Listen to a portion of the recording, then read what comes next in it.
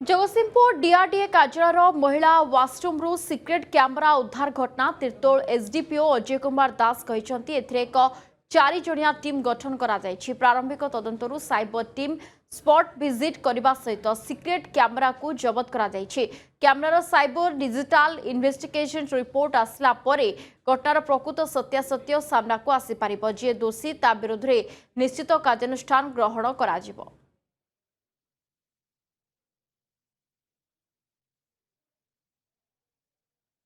देखला पर तुरंत आम आम निकटस्थ थाना अभियोग करूँ लिखित भाव अभियोग करुँ जे यार जेहेतु आम कौन प्रकार लीड ना कि आम कौन प्रकार तथ्य नाला तेणु आम इन्वेस्टिगेशन करने एफआईआर देचु आम निकटस्थ थाना जो थिला से आमर वाशरूम भितर पड़ी रही जो अवस्था पड़ी रही आम नहीं से अनुसार आम हैंडओवर करूँ पुलिस स्टेशन महिला वाशरूम रे एटा सीसी कैमेरा बा स्पाई कैमेरा जोटाक बाहरी बोली आलोचना होची आम तीर्तोल थाना रे एफआईआर होती तदंत जारी रही आपको एक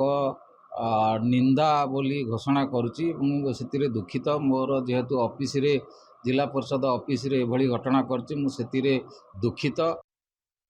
जगतसिंहपुर डीआरडीए कार्यालय महिला वाशरूम सिक्रेट कैमेरा उद्धार घटना तीर्तोल एसडीपीओ अजय कुमार दास कहते एक 4 जणिया टीम गठन करा प्रारंभिक तदंतरू साइबर टीम स्पॉट विजिट करने सहित सिक्रेट कैमेरा को जबत करा कैमेरार साइबर डिजिटल इन्वेस्टिगेशन रिपोर्ट आसला परे घटनार प्रकृत सत्यासत्य सामना को आसीपर जी दोषी ता विरोध में निश्चित कार्यानुष्ठान ग्रहण करा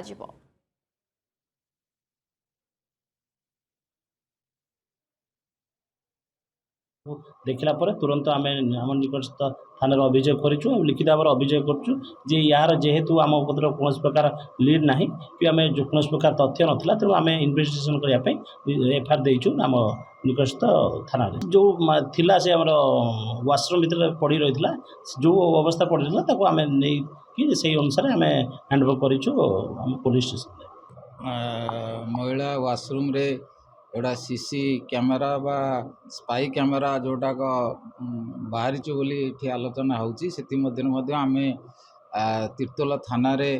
एफआईआर होती तदंत जारी रही आपको एक